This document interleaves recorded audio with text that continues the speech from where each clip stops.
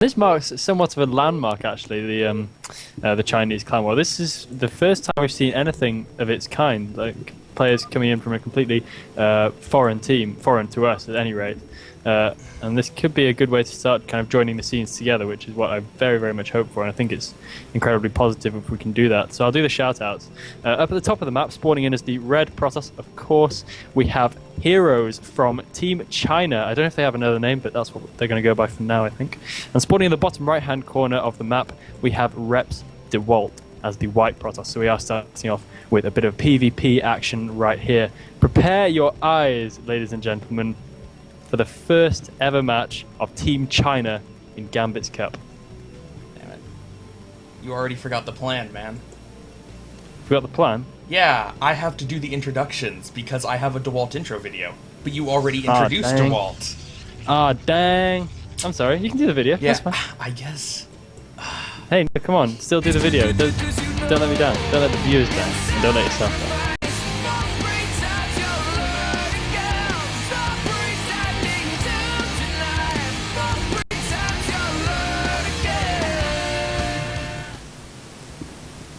Yes, that is indeed Dewalt. I had my own issues with the intro videos and getting them right. Week 0. Elegant needs a week to adjust to it too. Everything will be fine. Everything will be fine. We'll work it out, and they'll be really awesome. From now on. Yeah. From now on, Elegant will not forget next time. Everything will be good.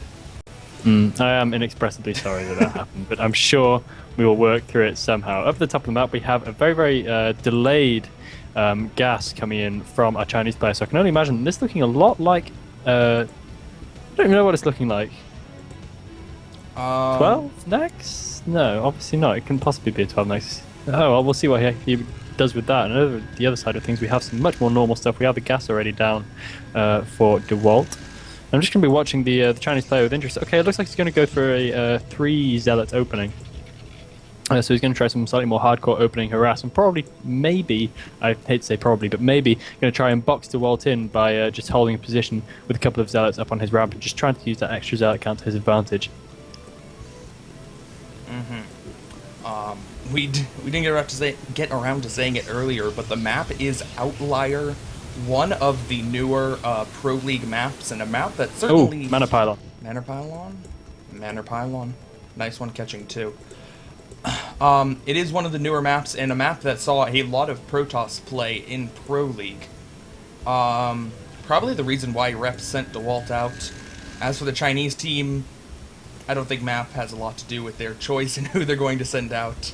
Their team is a little bit Protoss heavy. Just a smidgen. To say the least. Yeah. The Chinese scene in general seems quite Protoss heavy. I don't know quite why that is. Do they have any particular like Protoss players that they really look up to?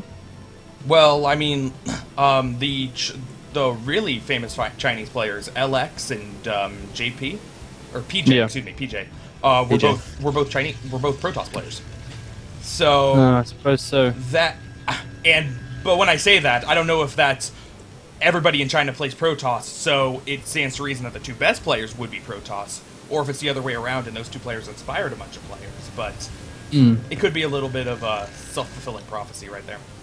Yeah, it could. I'm just trying to think of who the really well-known Chinese Zerg is off the top of my head. I can't quite get it. I might have to check the topic. It's a bit weird that I can't remember that. It's also a little bit weird that both of these original Zealots have stayed in the main for Heroes.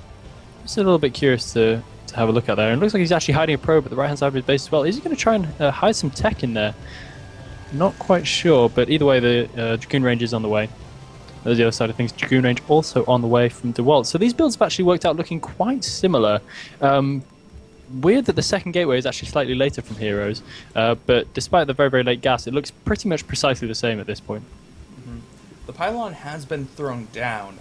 Now, theoretically, it could be a spotter pylon, as shuttles that could be flying in might very well be going over that pass. And interesting that Dewalt's going to cancel a pylon to get the probe out. But it could be a scouter pylon, although there are probably better places to put scouter pylons, putting them at either of the stacked temples at the bases. So I think that you were right, that it's more likely to be hidden tech Oh, but we have a third gateway coming up from Heroes up at the top of his base next to the Cybernetics core. That's an interesting place to put it. I would imagine it's because he's worried about the probe trekking through the temples and getting an easy spot on his gateway, so he may have a second in which to see that probe and catch it before it gets over there. Looks like he might build a pile on the back of his base as well, just to check for any scouting probes on the way through, and he is doing exactly that, getting ready to make a nexus as well, it looks like. Or is that a fake out? Could that be a fake out?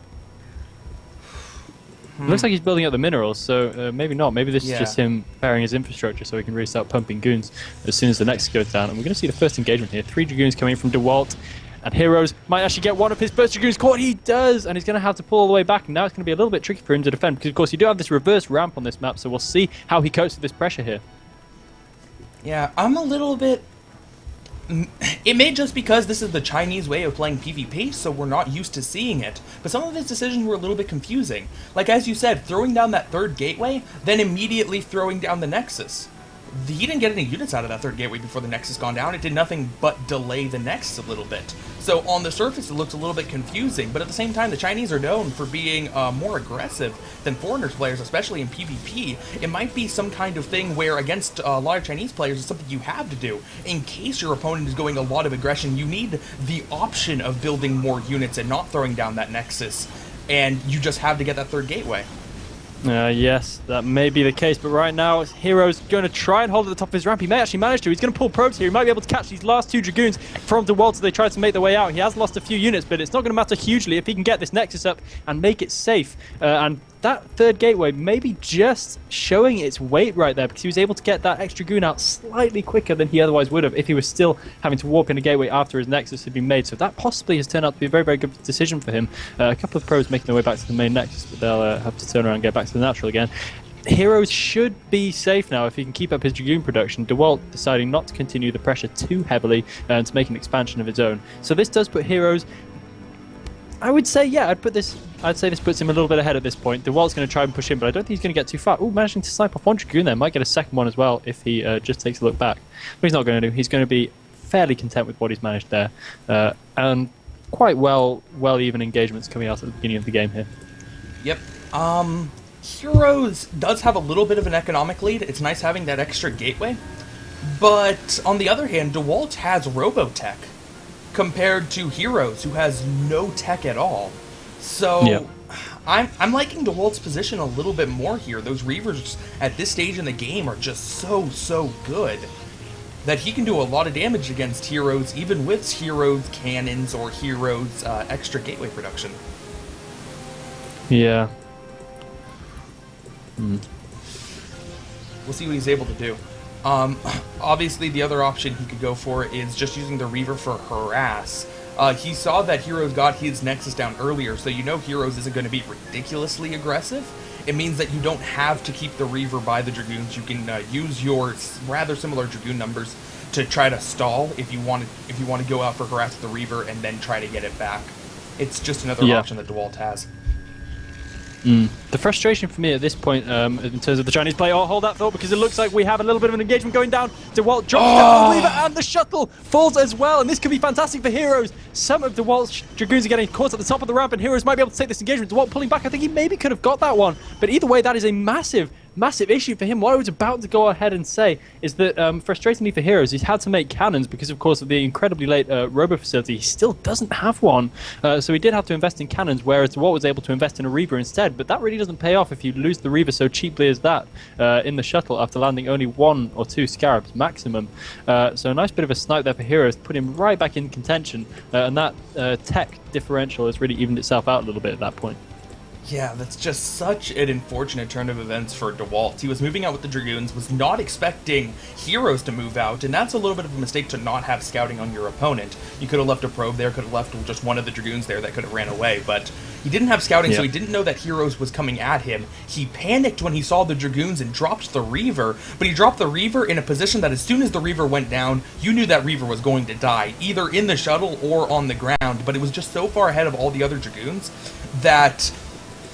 no doubt. You need the wall of Dragoons. You need the wall of Dragoons, otherwise your opponent's Dragoons can just dash forward and snipe the Reaver straight out. It's only going to land 1 Scarab max. You're going to sacrifice 2 Dragoons maybe under Dragoon fire, but that's definitely a worthwhile price to pay because of the time and resources invested in getting that Reaver out onto the map. So nice little bit of a windfall for our Chinese player when it looked like he was going to be set at a little bit of a frustrating disadvantage. Still no tech. Okay, he does have the robo happening in his natural. Still no Citadel though, which is weirdly late. I'm not quite sure why that's happened. I know. I'm actually a little bit surprised just by the placement. That robo facility is so far forward. It really is. Anyway, yeah. Well, maybe he was going for the Dragoons because he was anticipating Reaver, so he knew that speed zealots wouldn't really help him at that point. And yeah, we have the Citadel happening now. I think that's probably what was going on. Yeah. And you know what? I think that's a smart decision. Given what Hero's doing, he really hasn't needed speed lots, so you definitely can delay that Citadel quite a bit for the kind of build he was going for. And as you said, he's getting it now. It's about halfway done, so speed is still a ways off, but you don't need speed with only 4 zealots. It's gonna be there right in good time. We do have Dewalt trying to set up a hidden expansion down at the 6 o'clock, and there are a lot of red scouts around the map looking potentially for where Dewalt might expand next. They're not at this one though. I think that this will make good sense to Heroes though. This is quite a natural position for the third because it's nicely protected and he knows that Reavers aren't a threat from Heroes. Dewalt knows this, so that is actually a fairly decent expansion position. I'd be a little bit hesitant as Heroes to make my third base in a similar location, and he has in fact put his third next down a little bit further forward because of course if he were to throw it down at that back expansion position he would have no way of defending it from Reavers. It would just be impossible. Absolutely, and I would imagine he's only now getting his first observer out, and he has to keep that one for protection from PTs. But I imagine once he has a reasonable number of observers out, he will be scouting it out. He might even be trying to scout it out with this probe now. It does appear that, yeah, he's going to try to glitch it through. Not quite working out yet, but eventually he'll get through. Eventually he'll realize that there is an expansion here, and that he kind of needs to make a move. Behind. I don't know if he does. Really? Do you think he does? I think he has to do something soon. If he doesn't, his opponent has the faster Templar Archive. Storm is started, and if your opponent has Storm and it's pretty much on even tech and has 3 bases compared to your, well, maybe. Having said that, we did have a Forge much earlier from Heroes, so his upgrades should be in a decent situation. And yeah, we do have him 1 attack upgrade versus the 0 of Dewalt. Dewalt is going to try to do some shuttle harass though with a Reaver and 2 Zealots in there, but the spotting pylons from Heroes should mean that he is absolutely ready for this. He has complete vision around the entire perimeter of all his bases. Dewalt now seeing the spotting pylons is going to start taking them out, but if Hero is on his game, he should know that there's a shuttle headed into his main right now to start having got his probes. It doesn't look like he's spotted it yet. If the Reaver just gets its act together, it can do some serious damage. Heroes, why do you not see it? Wait, how did that even happen? The first Reaver Scarab duds, and the second one as well. A real big let off right there so far for Heroes. But the danger is far from over. Oh man, that was a game-winning Scarab shot that done it, and yet again, there we go! Finally, after 4 near hits, that last one does get something out of this harass, and he might be able to get a little bit more here. I did manage to click on that Reaver just barely before it died. It had 7 kills with an 8th one, with just being able to pick up an 8th one. And I mean, 8 probe kills is not terrible if you're Dewalt. Not amazing. Yeah, it's not terrible for Dewalt. In a vacuum, getting 8 probe kills with your harass, it's kind of okay. I guess that harass wasn't that bad. But considering how many probes he could have / should have killed, he's got to be upset. Now going in for some storm drops. Drops the Zealot first, it's going to take the shots, and Hero's a little bit better reaction this time around. Only going to be able to pick up 3. Yeah, I think he needs those reactions if this game is going to work for him. Going for the double storm drop at the 4th base location. Slightly questionable storm, but it still manages to catch 4 or 5 probes. Yeah. And the shuttle does fall as well. So once again, I feel that Dewalt's just more than anything is broken even on his harass. But all game long, Hero's probe saturation has not looked amazing. So that's actually done a fair amount of damage. He couldn't really afford to lose 12 or so probes. And in the scale of things, I think that's actually worked out quite well for Dewalt because Yeah, simply because of the low probe saturation we've got going on from Heroes here. He does have a 4th Nexus up, however, so he can replenish quite quickly. Quite a few AFK probes are sitting at the natural. We have 6 probes doing nothing there, so hopefully he'll cotton onto that quite soon. But yeah, with that extra Nexus, he should be able to replenish his probes quite soon and get back ahead in the economic game. Another shuttle coming in with another Reaver and another High Templar, but those might go down. We could see a big storm drop. We do have a big storm go down, and managing to catch quite a few probes. The shuttle does escape, only just. Yeah, and it's going to come right back around. I think that he can get the Reaver dropped in a position where the cannons can't hit. And Heroes doesn't have a good way of stopping this Reaver. The Reaver might be able to just sit here and take some shots at these cannons, take some shots at the Nexus even. Yeah, I mean, he has mined out those back minerals, so he should be able to get a couple of Dragoons around now, but this is exactly the point I was making before. It's slow, it's unwieldy. Yeah, and there's the patch of probes, and Dewalt's going to go for it! And yet another dud. Man, I understand that Reaver's done a lot, but Dewalt has had some of the worst Reaver luck I have ever seen in this game. Oh wow, that actually hurt me a little bit just to see that Scout kind of chasing these probes, and you can see it couldn't quite break through to that critical one which it was targeting. And overall, this has somehow worked incredibly well for Dewalt, though, because we can see he's on 200 supply, and our Chinese hero is still only on 163. What has happened here, Hacklebeast? What's happened here is that economic damage is finally starting to kick in. You made an excellent point pointing out that the probe saturation wasn't the best, and manages to snipe the shuttle. Good job by Dewalt at least getting the Reaver down, but still, big mistake flying it into huge pack of Dragoons. As you said, Heroes did not have the best probe saturation in this game, so while 8 in a vacuum is just kind of okay harass, for the purposes of this game, it's actually working out really well, where Heroes has done absolutely no harass, and really, Dewalt's lost like, what, 8 units this entire game? Well, it's an incredibly defensive style. Start to finish. No, more than 8. We'll say like 15 units. But still, the fact that you can count the number of units he has lost is just showing that Heroes is not putting any kind of pressure on his opponent. It's purely reactionary. It's entirely defensive. I mean, we can still see now he doesn't want to move anywhere. He's not interested. He is basically just sitting back and waiting for Dewalt to move into disadvantageous positions so he can catch him with his army. And in many ways, that is a very, very good way to play, because we can see that, especially on this map, Dewalt is going to have a very, very hard time maneuvering his army into any kind of decent position. But this could be where he gets it. He might find some good open ground here, at which point he will probably be taking it. But, however, we do see the supplies even out quite well here for Heroes. We have an 197 versus 200, so this could be a very, very even match here. It all comes down to who has the more Storm, and that should be Heroes at this point. And the engagement is going to happen. Heroes getting a little bit caught short right there, and his army is not favorably positioned, but it might just be good enough. He needs the Storms now. Dewalt getting some decent Storms off, and I think this might end quite badly for him. Still, though, we have a lot of Zealots coming in right now for Heroes, and he may be able to take this battle quite convincingly. It looks like he will. Those Archons going to move in and make a huge amount of difference. Dragoons dying everywhere, and Heroes takes it very, very convincingly. Fantastic job by him. We see the upgrades pretty much evening out at this point, but it wasn't enough to save Dewalt, and Heroes is in a great position right now, having taken that. It looks like his economy should be able to draw further ahead of Dewalt as well, if he can take out that right-hand side base, which he may be able to do. However, I think maybe just pushing a little bit too far, he might be overextending his luck right here, and might lose a few unnecessary units at this point. Yeah, in that battle, positioning favoring Dewalt ever so slightly. I think the Storms favored Heroes a little bit, but what really was the deciding factor in that battle was, I think, army composition.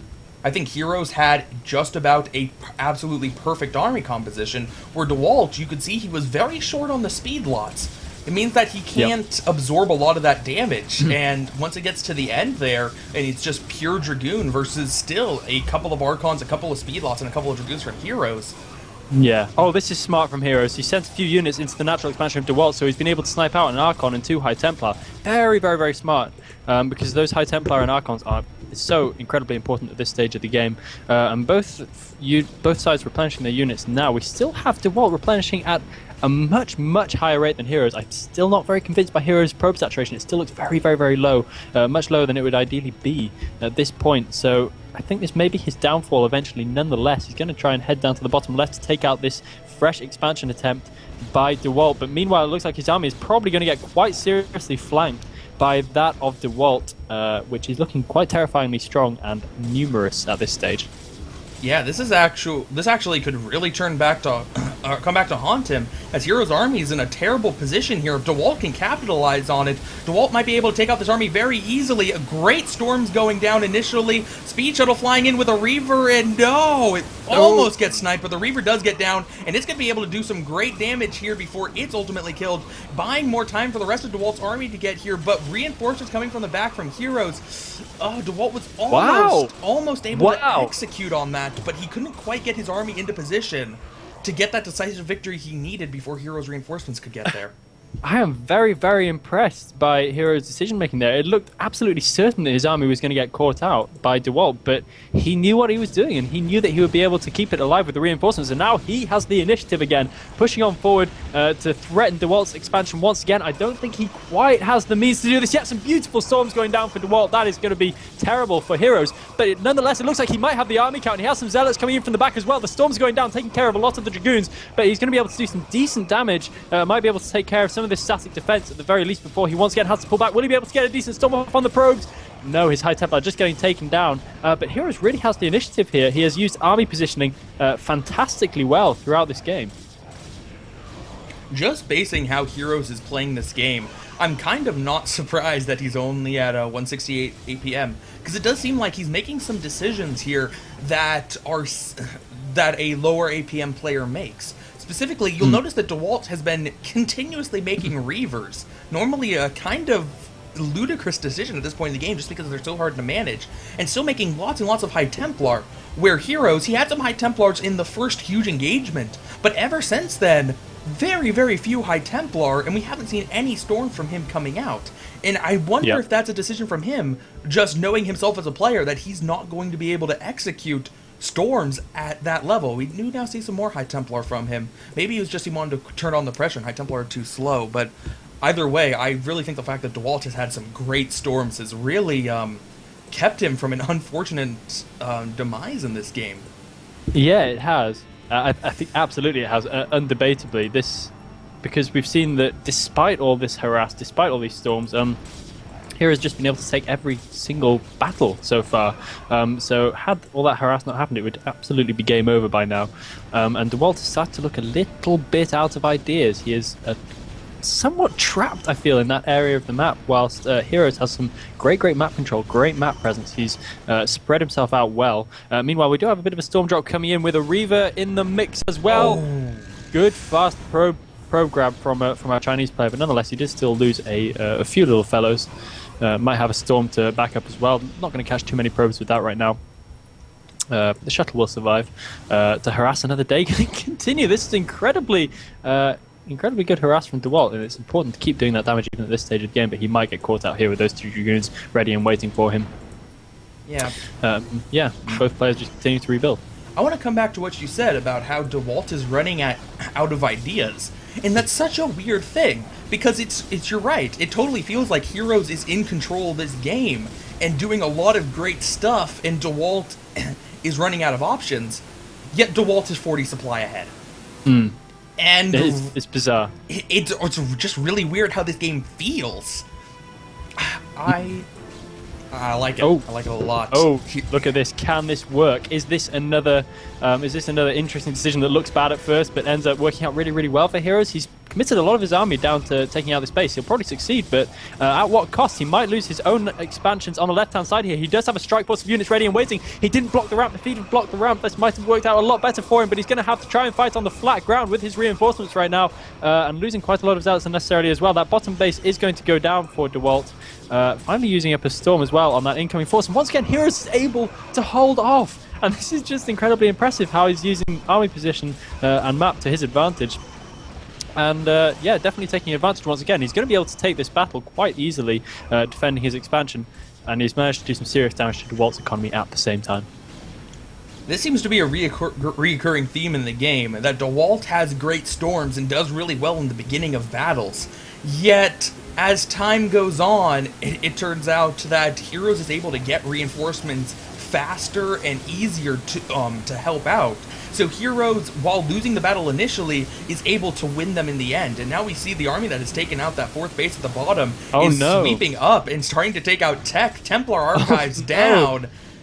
And how much more is going to fall? It doesn't look like Dewalt's bringing any units to stop it. There we go, finally moving some units from the front, but still, just taking out the Templar Archives already, that's a huge blow.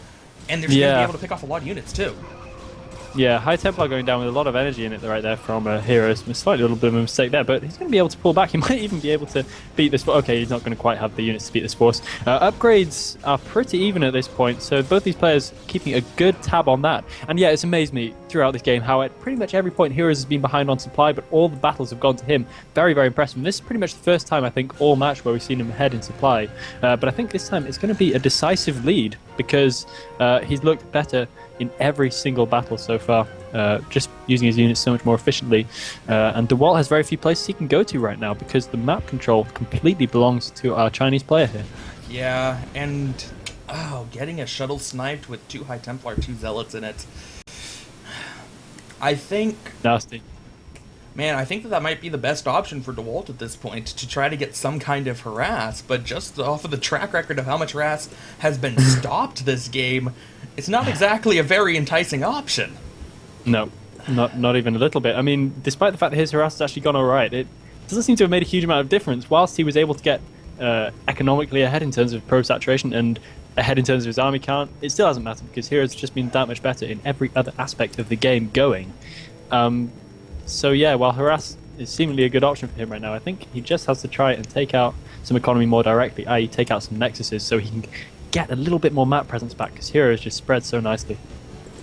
And here we go, Heroes moving in once again. This might be the first, one of the only aggressive moves Heroes has made all game, but it might be the game-winning one, as there are a lot of High Templar to get off a lot of storms, and he is crushing through Dewalt's army. Reinforcements just coming in, even a shuttle, but the shuttle has no Reavers in it, and I do believe Heroes is going to be able to win this engagement and push Dewalt back, and with a few more reinforcements, Heroes is going to be able to take out this base, and Dewalt is running out of money at this point, and I think that that is going to be what does Dewalt in.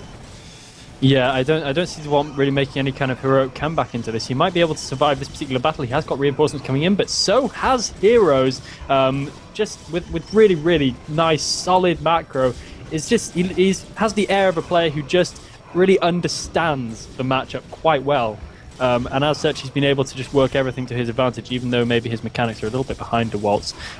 While he is reinforcing, I think, massive storm going down on the probes. I think he probably isn't going to be able to take it right now. Dewalt is going to try and hold on for a little bit longer.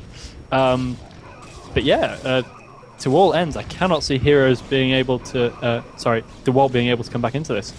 Yeah, it does look like Dewalt is able to save that base, but it's almost mined out. Natural is almost mined out and only has 3 guys working it, which leaves him with 1 almost mined out base that's really actually mining at a good clip.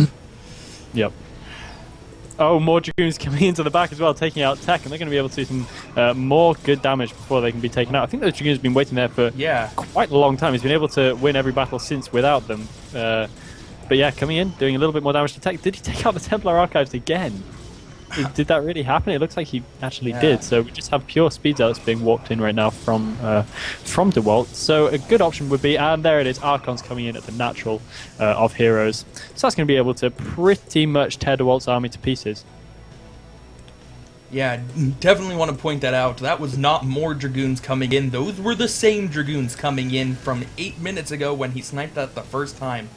That's some serious patience right there to be just holding them there, not trying to reunite them with the army, except the fact that even though they were tied in supply, Heroes voluntarily putting himself at a supply deficit by having 20 supply worth of units just sitting. And he's going to use it to re-snipe that. This is a definite note for future games. Heroes equals patient. He is a patient player, and yeah, he's really displayed it much to his credit and his advantage so far here. Dewalt looks like he does have one last hurrah in him. He still has a little bit of money stocked up, but at one point he did have a rather huge amount because he wasn't, of course, maxed for quite a little while. A little bit of harass coming into bottom left-hand corner, but not going to be able to do too much. And their base will, of course, survive. And a probe heading down to try and remake that 6 o'clock base. But realistically, how much difference is it going to make? Not a whole lot, and it's just a matter of time before Dewalt gets that base discovered, and probably will lose it again. I do want to point out, and it's something that I've been meaning to talk about, but there's just been too many things going on to have gotten around to it. Dewalt has 3 shield compared to 1 armor.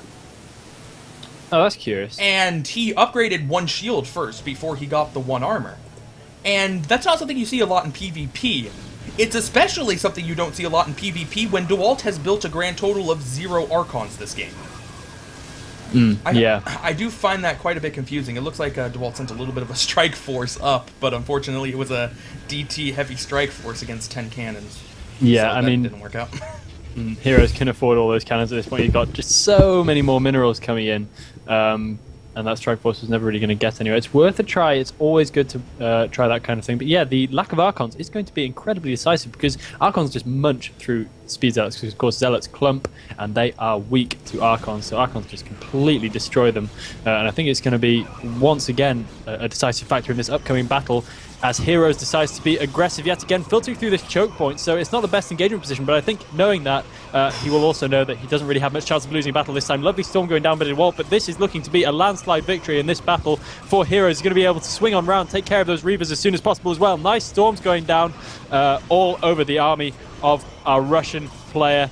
And Heroes just going to put the finishing touches on this with some lovely Storms, taking out both the Reavers by now and most of whatever else there was in as well. Reinforcements ready to come in from his natural 2. Once again, though, it looks like he's going to be forced back just to try and regroup and try to do the damage again another time. Yeah, and you know what? With some pretty nice Reaver placement, with a Dark Templar that was able to get in there and not be scouted because Heroes didn't have an observer, Dewalt is barely going to be able to hold once again, but he's holding a base that's completely mined out. So it doesn't help him a whole lot. The top right is mined out as well. Dewalt is not mining, with the exception of a lone probe at bottom left, and 2 probes in the natural. That is the loneliest thing I ever saw. That probe mining away. Dewalt doesn't even have enough money to build him a friend. He needs to be put towards Zealots. He's got a few little mates coming in at the bottom of the map now, but like 6 probes isn't going to make the biggest difference in this game at this point. Dewalt trying a little bit of pressure, interesting, but he's going to have to pull back. And yeah, basically just pretty much waiting for Dewalt to leave. He's going to try a little bit of something through the middle of the map. Heroes, he's going to see this with his Zealot, which is going to take 1 for Ire. Going to try and take out this base, but I think if he loses this army, he's not going to really be able to build another one. He has 103 supply, all in probes. Nice Storm to start things off, but catching 1 or 2 Dragoons is not going to be enough. He needs some mega uber super magic storms at this point, and Heroes is able to sandwich him on 2 sides with the reinforcements coming from his natural, and GG from Reps Dewalt. And what a debut in Gambit's Cup from our Chinese player Heroes, who takes it 1-0 versus Reps Dewalt. Absolutely. Fantastic game. Great way for the Chinese team to debut. And they took out Reps star player, the guy who has won the past 2 Defiler tours, taking out a bunch of foreigners, not falling into loser's bracket even in either one of them. Taken out, game 1. Very, very nice. And yeah, very impressive start from him. And I'm very much looking forward to seeing what he comes up with in the next game. Do you have any idea who is going to be featured in the next match? I do not. We're going to find out together. Alright, let's do it. I am on my way. Alright. So, as you all probably know, this is Winners League format. It's a best of 7, but the winner of a game gets to stay on until they are dethroned, which means we will see Heroes once again, and it's up to Reps to select a new player. I really think that they should pick Largo. I think that the Chinese, just based on the games I've seen from the Chinese and how many Protoss players are in the scene, I think Chinese PvP is top notch. I would want to send a different race out right now, but we'll see. Yeah, well, we'll see what happens, and if your prediction is going to be correct. The game is about to start on Neo Ground Zero, and it's going to be Heroes versus Defi. Okay, so we aren't going to see a PvP. but instead of going with Largo, we're gonna go with the Zerg player Defi. Defi used to be a PvP player, but recently switched to the ZVP matchup. Okay.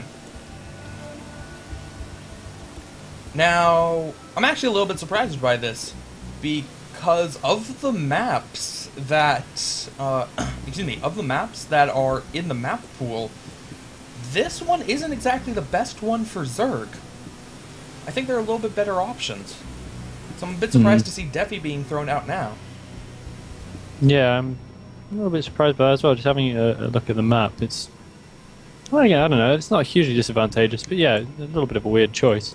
I do think that the bottom and top expansions where you've got kind of the walling thing are quite nice for Zerg because they can just basically sunk and spore that up, and they can turtle pretty hard on those bases. But yeah, not amazing. We'll see how it pans out. Do you want to do the fancy video intros, by the way? Have you got that? Is that happening? I do not have a fancy video intro for Defi. So okay. No, I also don't have it for the Chinese players because I talked to their leader and asked for some reps, but he never got back to me, which means I have it for Largo. If Largo shows up, I have a video for him. Woohoo! Is that why you wanted Largo up next, so you could do the fancy video? It's what reminded me that Largo was a good player and would be good on this map and versus a Protoss, but no, I was not specifically hoping for Largo. I do think we'll see Largo at some point, though. I definitely, I think reps would be hard to find for players that are better than him. Yeah, I think you're right. I think any team would have a pretty hard time with that. Looks like we have a little bit of pool action happening from our Zerg player. From the other side of things, perfectly standard F Forge Fast Expand. He's going to scout the Zerg last, but that shouldn't matter too much because, of course, we don't have any gas going down, so it's not going to be anything super aggressive. And throwing down the hatchery at his natural as well now, so it's well worth having that first photon cannon keep warping in, so he doesn't need to cancel that out, and it should progress very, very, very normally in the early part of the game. I can't say I really know what Defi's style is. Is it Defi who recently beat Doty in a show match? Indeed. It was, wasn't it? Indeed he did, yeah. And he looked pretty solid. I mean, it wasn't glaringly obvious that he's a recent convert from a different race. He certainly had some PvZ skills. I don't think, though, that can be horribly indicative of his overall style, though, because they were on some new maps. So I believe Defi was a little bit more aggressive on those than he would otherwise normally be. We'll have to see. I would expect Defi to be pretty aggressive. I mean, he was an aggressive Protoss player, and I mean, Zerg is built for can be built for some serious aggression. Yeah, I wish I could have seen those show matches. Actually, I really wanted to see them. I'm a bit of a Doty fan, obviously, but yeah, I was unfortunately unable to. Made me sad. I'm looking at Heroes as well. That's not tight on the bottom, is it? No, okay, the probe clearly proving that it's absolutely not not. tight. There's literally no way in hell that could possibly be tight on the bottom. Well, it's StarCraft. There's a small chance that it was tight. Very small chance it was tight, but no, that looks like a misplaced forge. That's not even Ultralist tight. No, it is not. No, it looks like he wasn't really trying to make it tight on the underneath. But that's a little bit weird because Lings might have been able to very, very easily. Imagine if he had like 10 speed Lings, he could have just gone around the bottom and around the left-hand side of the Nexus and could have taken like 1 or 2 cannon hits at most, which would have been terrible. But it didn't happen, so he got away with it. And quite honestly, it's a pretty big gap between the gateway and the cliff as well. If he wanted to run Zerglings in that way, he'd probably get 4 out of 6. Yeah, I don't think he'd have too much trouble, and I think that a Protoss player would be in a lot of trouble. I mean, it doesn't look like Defi's interested in doing that, but nonetheless, it could still happen. I mean, there are a few more Lings morphing in, but there are going to be 2 Zealots at least out on the map, so it shouldn't matter too much. Just looking at the tech paths now, we do already have +1 weapons on the way for heroes, so this could be some kind of Speed Zealot rush, and we'd expect to see the Citadel go down quite soon if it is in fact a Speed Zealot rush. Doing a good job keeping his probe alive as well, so he's going to be able to keep good tabs on exactly what he's going to be facing. But I wouldn't have thought this would do, if it is a Speed Zealot rush, that it would do too much damage to Defi, because of course he does have that Overlord hovering over, so he's going to see the upgrade already on the way in, so he should be able to prepare accordingly. I do want to comment on the scouting a little bit. Heroes sent an extra probe just to scout out whether Defi had thrown down a very fast 4th base, which you don't typically see from a Protoss player. Normally the Protoss player just waits for the first Corsair to come out, and then scouts with that after Scourge comes out. You can usually get a lap around, and finally, even with all those Zealots there, that wall was just that bad that 5 Lings can get in. Yeah, and we do have more Lings morphing in as well. I wonder if they're just to deny scouting, or whether it looks like he's actually going to try and go at this wall again, because he's got a lot of Lings morphing in. He's got 1, 2, 3, 4, 5, 6, 7, 8, 9. Is that 10 Lings coming in? I think 10, 11, 12, 13, 14, 15, 16 Lings. Okay, he's going to go and try in again on this natural expansion. This could actually work out pretty well. We have a second cannon happening from our Protoss player, but he needs to get back out to the front. He needs to be able to clean these Lings out now and get back out to the front, otherwise this isn't going to be enough. And this would rather be indicative to me of Mutalisk play usually coming up, because that's usually the reason why Zerg tries to get in and bust down the cannons in the main to make the Mutalisk all the more effective. But it might just be enough. This preparation from here is going to have to pull all his probes right here, and these Zerglings are going to be able to do a lot of damage to these cannons before he even gets the probes out there. But he might just have enough Zealots in to deal with these Zerglings. It looks like he does, and he does manage to take relatively little damage. He needs more cannons now, but basically, as long as he can hold out and keep his units alive, he might actually be able to do this. Another Zealot coming in, and that could prove decisive. I think it was a very good decision to keep making Zealots throughout this time. Otherwise, he would have been in serious trouble there. He just needs to pull back, stay behind his wall, and pull some more probes, man. Pull some more probes. Otherwise, this is going to end very, very badly for him. A couple of Zealots getting caught, and that is terrible, terrible stuff for Heroes. 3 of his Zealots going down, and only a Dragoon remaining now to fight against the onslaught of Zerglings. May just be enough, though, in combination with the probes, but he needs to have a couple more cannons than that coming in if he's going to actually defend against this. More Zerglings coming in now as well. They do warp in incredibly fast, and the pressure is all to Defi right now. Yeah, and the final Zergling being taken out in the base, it looks like Defi is ready with his Mutalisk transition. Must have been scouted out by that Corsair, although we weren't focusing on it because of all the Zergling aggression. Yeah. And will these Mutalisks actually be able to do something? I don't think there's quite enough of them. Maybe. They might be able to make these Lings super effective, though. Yeah, they're certainly going to distract and just prevent the cannons from getting in. If we can get a coordinated assault going, maybe Defi can salvage this onslaught of aggression, but it looks like all the Mutalisks have been taken out. He now needs to be careful of his Overlords getting picked off so he's not supply blocked, losing 1 more, and he will be, in fact, supply blocked. Parascourge do manage to take out one of the Corsairs, and yet more units coming in. Yeah, this is all in. This is absolutely all in. Look at the drone count that Defi has. He's hatching 1, 2 more drones around the map. He's trying to get some sort of drone count going, but he has been so all in on this. Once again, the probe count of Heroes, not incredible, but as we've already seen, it doesn't really matter a huge amount to him. So I expect he's going to be feeling quite decent at this point. He has a couple of Corsairs, and he should easily be able to hold his natural at this point. It looks like Defi is going to hold off the onslaught for the time being, and after this next cannon warps in, he should be entirely safe from the continued aggression of Defi if he decides to do any such thing. And now the Citadel finally coming in. We can see the tech, at the very least, has been very, very, very delayed from our Chinese player, but it looks like he's making ready to make a little bit of a hidden expansion up at kind of the 12 o'clockish position, which could prove to be quite decisive if it gets up. Defi is going for very fast lurkers. He just got that Hydralisk Den, so he doesn't have any Hydralisk upgrades. He's just going to straight try to Lurkerling Mutabust, a la ZVT style. He doesn't even play ZVT. I don't think it's going to work. A lot of the time when I see straight up kind of lurker-based busts on the natural against Protoss, it ends quite badly. I was a lot of the time, not always. When I saw that Hydralisk Den, I was thinking, okay, Defi can totally do this. If he switches to Hydralisks, Heroes, Citadel, and Templar archives have been delayed so much that Storms won't be out forever. And if he just goes and tries to Hydra Bust, a Hydra Bust could be really effective. Not a whole lot of Zealots, not a whole lot of cannons, but instead going for Lurkers. It's a very peculiar decision, and I want to see how he executes it. But I'm with you. I'm kind of fearful that that a Lurkerling Mutabust is not going to work versus Protoss. Yeah, and rather than being a bust, I think he'd be better off just trying to do some kind of defense and get a fourth base going because it's looking a little bit unrealistic for him to actually have the wherewithal to break in to the Protoss's natural expansion. It looks like he's going to get his Mutas caught over these two cannons, and straight away one of the Mutas goes down. Super cannon fire right there, taking care of one right away, and a second one too. So these Mutas shouldn't be bothering heroes too much, and his third base looks like it will go quite uncontested. And this is a great decision to put this third base up because of course there is nothing Defi can do about this at all. He's got no economy and very little in the way of units too.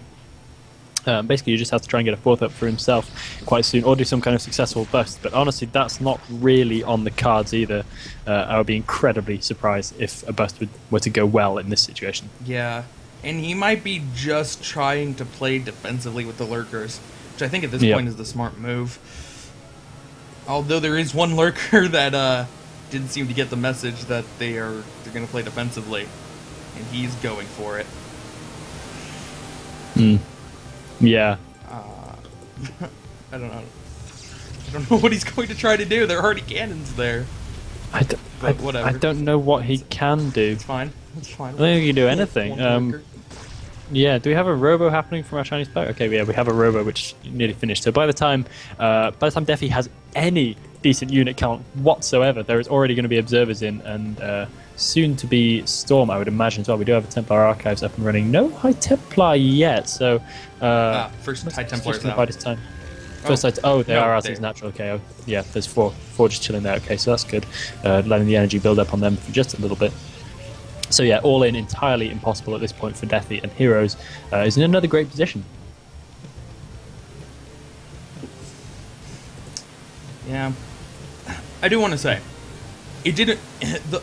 Excuse me, the Zergling attack didn't work out, but you totally could have seen how it could have. And I really do like Zerg players to do it. I think too often Zerg players will get the Overlord over the wall, see, oh wow, this person doesn't know how to wall at all. That wall is terrible. I wish I had 9 pooled, darn, oh well, I'm just going to continue what I was doing anyway. But Defi wasn't planning on all living, and he had the Overlord over the wall, and he's like, wow, that's a bad wall, I wish I had 9 pooled.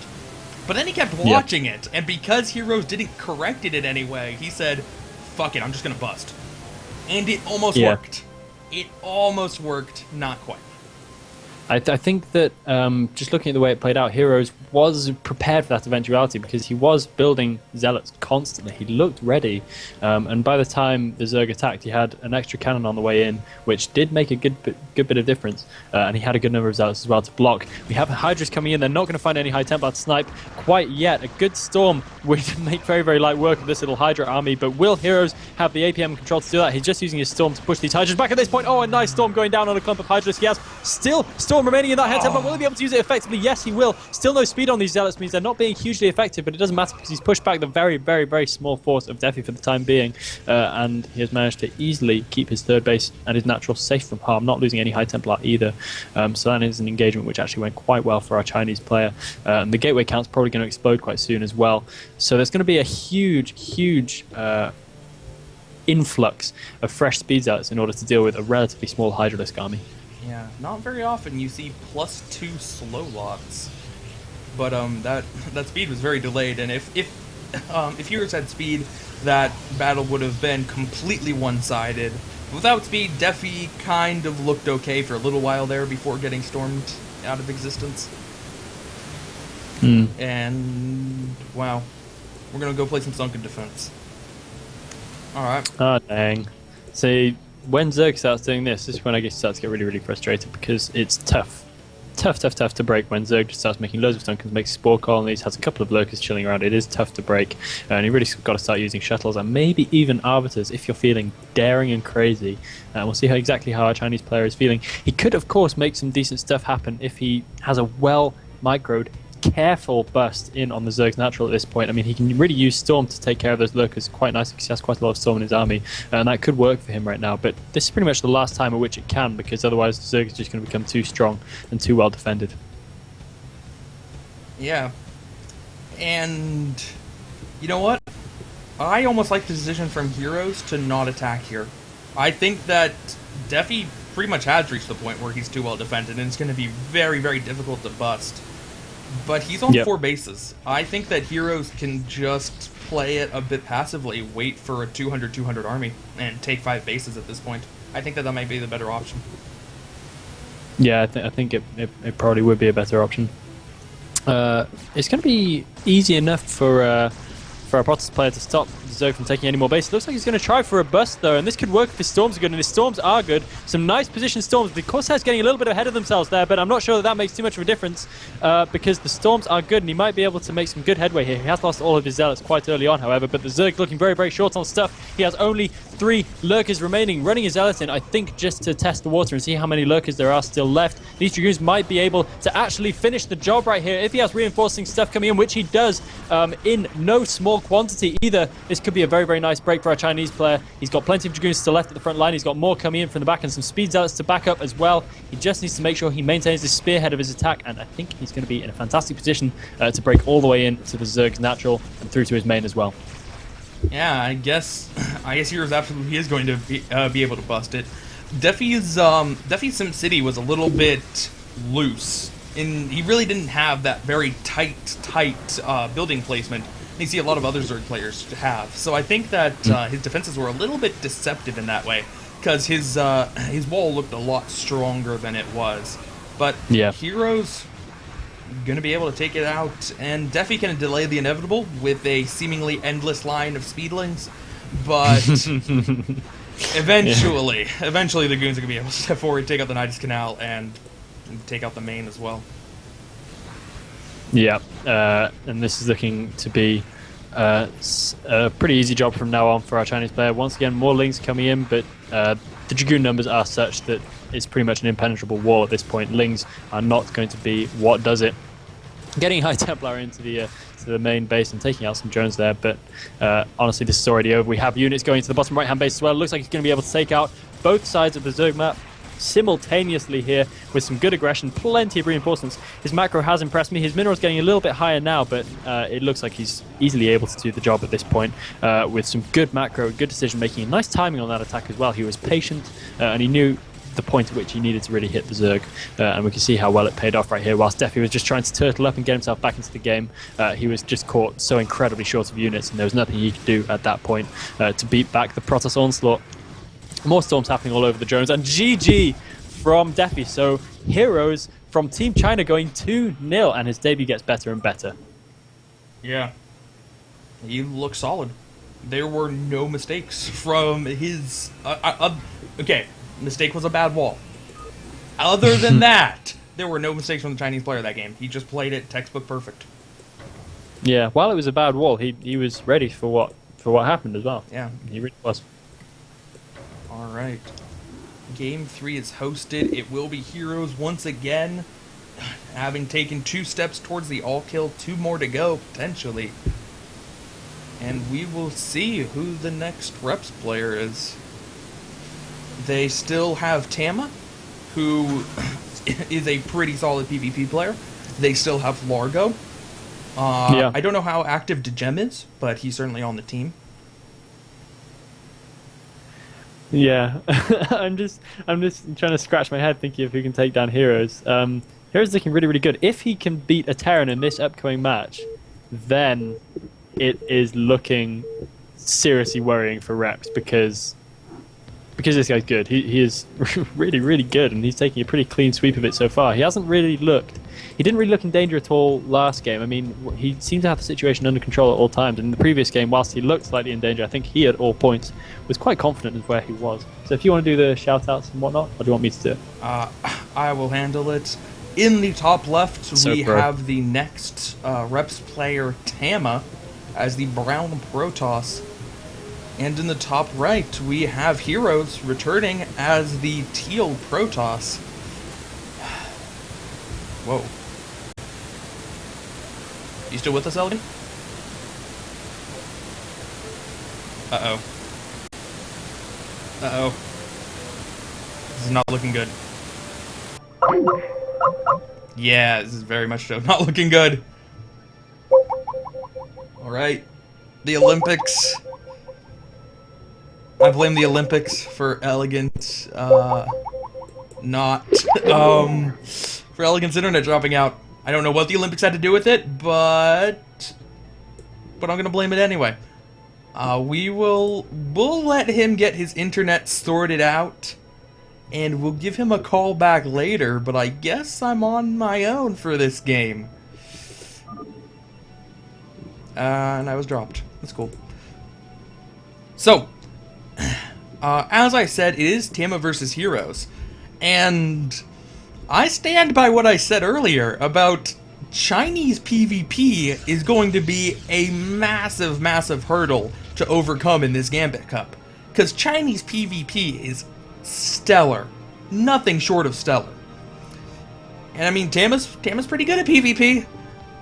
I don't know if he is up to that level. He definitely needs to pull the upset here. It is going to be an upset if he manages to win.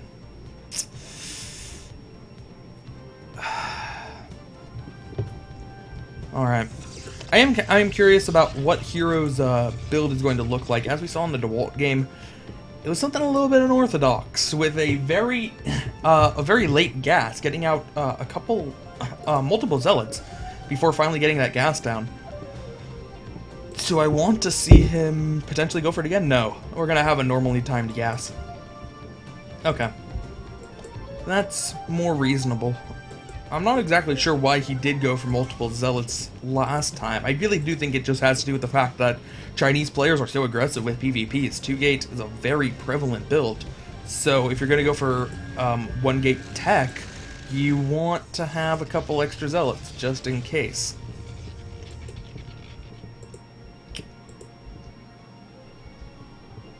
But it looks like Heroes will be getting down a much faster Cyber Core, as Tama will be getting a Zealot instead. Hero skips his first Zealot. And Cyber Core should be coming down pretty soon. Oh no, excuse me. There was a Manor Pylon which will delay it a little bit longer. Not quite as good as Dewalt's Manor Pylon. It's only going to be able to catch one. And is he moving out with the first Zealot? He is going to move out with the first Zealot. Okay. I like that decision. You got in there with the probe, and you saw that your opponent skipped first Zealot. You know that you have a little bit of an opportunity to get in there if you Manor Pylon. Just try to distract with the Zealot and keep that thing alive for as long as possible, just to try to deny the correct number of trips to make it all worth it. Doesn't look like that the Zealot's going to get there in time, though. Pylon at just under 100 health now. And the probe won't take him that much longer to get through it. But the first Zealot does manage to snipe a probe, get a couple shots on another one. There are now multiple one-hit probes there, and Tama got 2 probe kills. That's really strong for the start of the game. A mistake from Heroes to allow 2 of his probes to go down. The Zealot does have a lot of hits on it, so it's unlikely he'll be able to get another one. Just going to be a nuisance, and yeah, especially with this Dragoon coming out, that will be able to pick it off.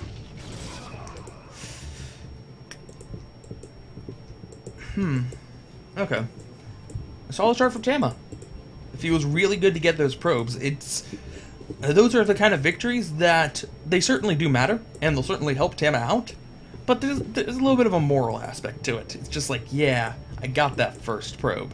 It's kind of like when in ZVP, when... Yeah, that was louder than I wanted it to be. Real quickly, I'm just going to tell Elgin, I'll call him back.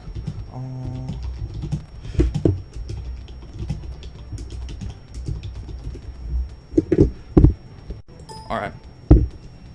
Yeah, I do really want Elegant back in the call, but he, I don't think he would be at the same part in the replay as we would be, and it'd be a whole mess.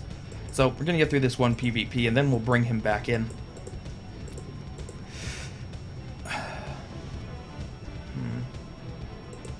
So, what are we looking like for tech? Tama, with a very, very normally timed robotics facility. But once again, Heroes going Forge first, and has enough money to throw down the Nexus. It's going to be ever so slightly late, but once again, we're going to just see him with very late tech. Now, when Dewalt had much faster tech than his opponent, it worked out well. should have worked out well for him. He should have been able to get that great harass, and he was so close to it, but just got very unfortunate. Whoop, didn't mean to do that. We'll see if Tama's able... We'll see if Tama goes for the same kind of harass, but we'll see if he's just luckier about it. Do we have a robo going down? No, we have nothing. There we go, the observatory. Okay, so Tama will not be going for robo first. He does not have a good scout of his opponent, so he doesn't know that his opponent isn't going DT Tech. Should be getting that just to be safe.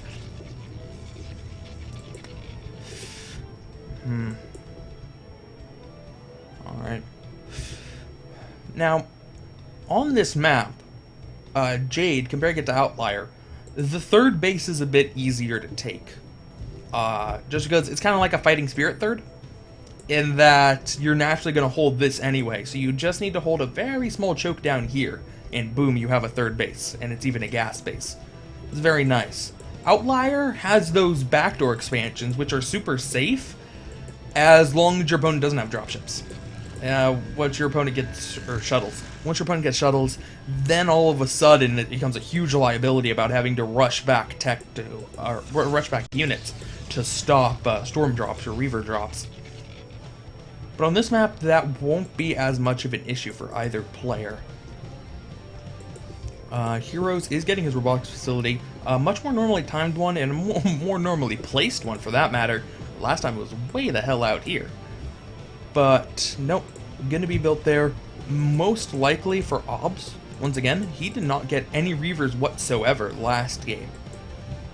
So, I imagine he would do something similar this time around. Tama with the much faster Observer though can get the Scout off. He sees very reasonable number of Dragoons, nothing to be scared of.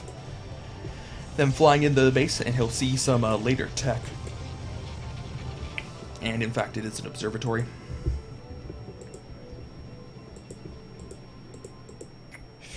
So, just about even supply for our two players here. It is 58 and supply blocked versus 64. Oh, Tama exploded just a little bit there.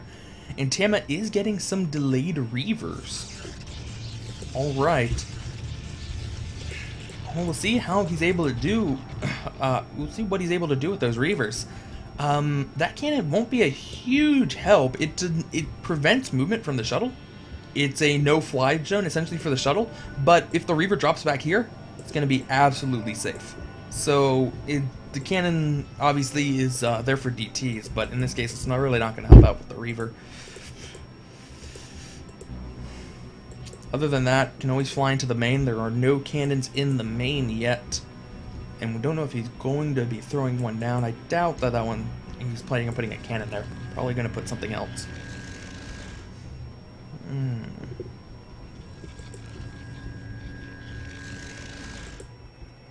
Well, the shuttle is on the way.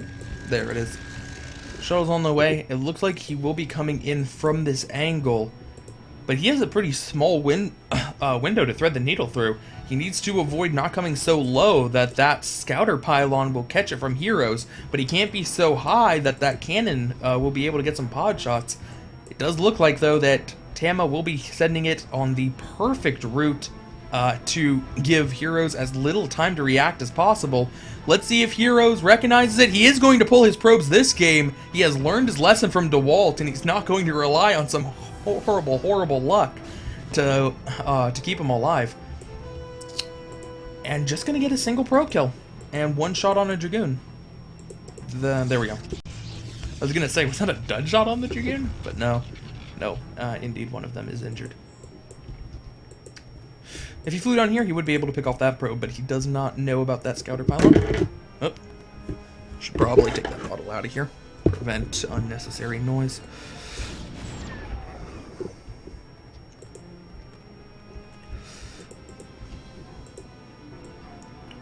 Definitely looks like Heroes has a better grasp on the defense this game. Reaver harass on the main, it's going to be a lot more difficult for Tama than it was for Dewalt. Just because once the Reaver gets in this deep, he is trapped. He's going to have a very hard time finding a path out. And Heroes has shown he has excellent, excellent Dragoon positioning. I imagine that if a Reaver was to get this deep in, Heroes would always have the Dragoons in the correct position to snipe it on the way out. So, while I do applaud Tama for being cautious with it and not losing a Reaver, at the same time, no damage. Yeah, you got one probe. That's not really what you want. Loading up a single DT. I like it. There are no cannons in the main. Heroes has rather late observer tech, so it's not as if he's going to be able to spam the field with observers. And we've kind of shown that his reactions to harass maybe aren't the best. Unfortunately, though, he will be flying over a cannon and a pylon, going to get scouted, not killed. Looks like he's trying to get stuff into position. Will he notice that it's a DT, though? He didn't bring along any zealots, so it's not as if you're going to fake heroes out by suggesting that he was going zealots, and then it turns out he has nothing. But Heroes isn't paying attention. Heroes transferred away probes just in case something was coming, but he was not checking, and the DT already with 5 kills. Before the probes are finally pulled, he should turn around to go for the back ones. Yes, DT's pursuing does not work out typically well, and this is some serious harass now. 8 probe kills already, and this DT is going to live for a little bit longer. Could potentially pick up that gas probe, but Heroes is pulling back with his army. He hasn't actually finished off the DT yet. Oh, gonna go with the Zealot. One-on-one Zealot versus DT duel. The Zealot just barely survives. So, Storm on the way for Heroes. Once again, putting random tech buildings in his natural. This time the Temple Archives. Whatever floats your boat. We do have Reavers in the shuttle. In the spirit of Elegant, I will question whether he has shuttle speed. No, he does not have shuttle speed. And I will shame him for Elegant. If Elegant was here, he'd be talking about how awesome shuttle speed is and how every Protoss should get it in every game, even if you don't have a Robo. Just get it anyway, because it's that good of an upgrade. And while he's a little bit excessive about it, shuttle speed is quite nice about if you want to keep those Reavers alive, be able to do harass more effectively. And he needs to be really careful. I don't know what that move was. He might have just been going forward to try to scout out, but going over by the cliff because he knew the Dragoons wouldn't be able to pursue. I'm gonna guess that was his motive there, because he certainly wasn't going to drop the Reavers in that path. Can go for a little bit of harass in the back. There is a cannon up, so he needs to drop the Reavers quickly. 1 Reaver down, 2 Reavers down. The Reavers can take out the cannons, which will allow the shuttle to live. He's allowing that to stay there for a very long time, and actually going to even leave 1 Reaver there. Ooh, getting a nice splash off, though, hitting a lot of units, and almost taking out that cannon. Maybe not the best control from Tama there, but only losing 1 Reaver, not really the end of the world. And once again, Heroes behind by about 30 supply. Kind of inexplicably behind by 30 supply. I guess not inexplicable. That DT's damage is really coming through. And Tama has some great probe saturation compared to Heroes. Heroes is a bit lacking in that department. He really didn't rebuild the probes terribly well, and doesn't have the best to begin with. So will Tama be able to capitalize on that advantage if... Ooh. Heroes definitely needs to be careful about engaging. Going up that ramp would spell disaster for him. Tama with a bigger army and with great positioning, that would be bad. And oh! Storm drops going down, catching a lot of probes as they attempt to transfer. This was a completely saturated base. And you do see some of them coming back, but still, a lot... Managing to get a good number of them. Man, it looks like this is looking so much like the Dewalt Heroes game, but with the harass actually working out and not getting horribly unlucky with it.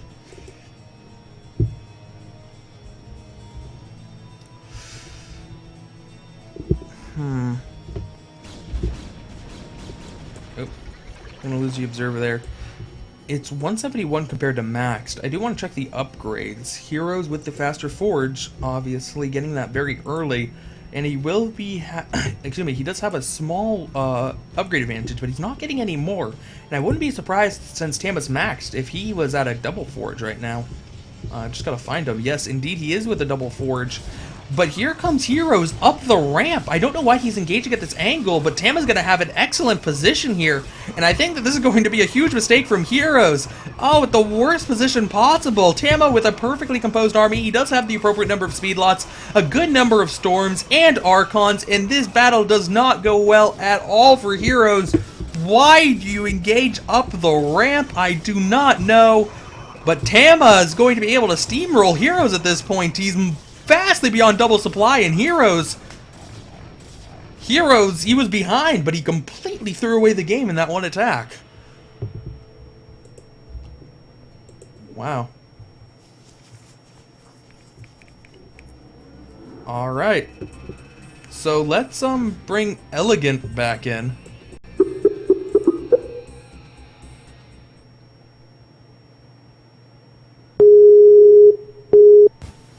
Yeah, hello. Hello.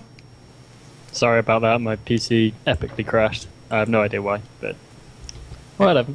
Hey man, I'm never allowed to complain about anybody's PC crashing after the whole Eagle-Zeke show match. God, that was fun. That was a rough day for you. Yeah. Alright, game's hosted. I'm already there. I'm too fast. That game really surprised me. That was the last thing I expected to see out of Hero, I've got to admit. It's like what Heroes was doing so well in the Dewalt game completely threw that all away. Yeah, he completely didn't do it. The only thing I can guess is that he panicked, realizing that he had no way of taking a 4th base, and he needed to make something happen before Tama took a 4th base, and he just panicked and attacked, but... That was a serious panic, because making something happen, losing the game, doesn't count. That's not good. That's not a good thing to happen. You want to delay that, if anything. Yeah, that was... Well, moving into the next game, we're going to see Chinese player number 2. Who have they got? WK. WK. Alright. Okay, yeah. Cool. He's a player whose name I don't really know. I've seen him around in the Chinese OSL thread and whatnot, but I don't really know a huge amount about him. Have you got any juicy stats and info on him? Other than that he was a valuable member of Team Asia Pacific in Nation Wars, where he had a very nice record there. No, I don't know a whole lot about WK. Okay. Well, I guess we're about to learn a little bit more about him. Heroes, of course, posting very good results. So that will put Team China 2-1 up after Tama finally manages to take down Heroes, who did a very good job in Game 1 and 2, and then in Game 3 completely failed to do all the things which he did so well originally, much to my surprise and dismay. So we're going to see what WK can do for Team China here, and whether Tama, or Tama, however you like it, can continue his hot streak. So spawning in the bottom right-hand corner, we have the Grey Protoss WK. You don't have any fancy intro for this, do you? I do not. Good. And in the bottom left-hand corner, spawning in is the Blue Protoss, we have Reps Tama. I like how you said that. I like how you gave 2 different pronunciations of Tama, but didn't use either one that I'm using. Oh, how are you saying it? You said Tama and Tama, and I'm saying Tama. Tama. Yeah, but I can't do that. Yeah, your English pedigree does not allow you to make that kind of A sound, that Tama. Yeah. I kind of open my mouth when I say it, Tama. Yeah. Alright. It's weird. And WK looks like he is scouting the center for proxies. Not going to find any, though. As Tama is doing everything standard. It doesn't appear that the Chinese players are going back to the that funky late gas from the very first game. It's much more standardly timed gas this time around. That was weird, wasn't it? It was also super weird how it didn't seem to make any difference observably in the builds. I don't know. I don't know. I don't know what it was, but that's what I really like about StarCraft. I like when I see something, I don't understand it at all, and then it wins. Yeah. And then it's like, well, okay, clearly he's not stupid. Clearly there is a reason he is doing this. I need to watch him do it 5 more times to figure out the rationale behind it. Because at this point, I'll admit, I don't know. I don't know what he was thinking, but he's clearly an experienced player, and there was a reason for it. I threw out a guess about how Chinese players play aggressively, and it was just, in case his opponent goes 2-gate, it's going to work out a little bit better, and you still have faster tech. but that's just conjecture. I don't know. Yeah, I don't know. I'd have to watch it again a little bit more carefully and kind of really take a close look at the replay, which I may in fact do because I have the replay. I have that luxury available to me, although depending on what time this cast finishes, I may not have the necessary energy. I just order pizza and slob around until I had to fall asleep.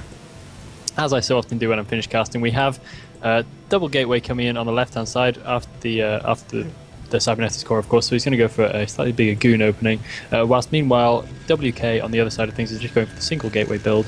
No Dragoon range happening as of yet, so I'm wondering if we're going to see some kind of Dark Templar action here. He does have the range going down now. That seems a little bit delayed. That's actually really funny that you say that, because I totally slob around and then go to sleep after all of my casts too, except for I'm doing it in 3 o'clock in the afternoon. Yeah, you just don't feel... You feel knackered afterwards, don't you? I don't know why. I need a nap after every cast. Every cast, I just go to sleep.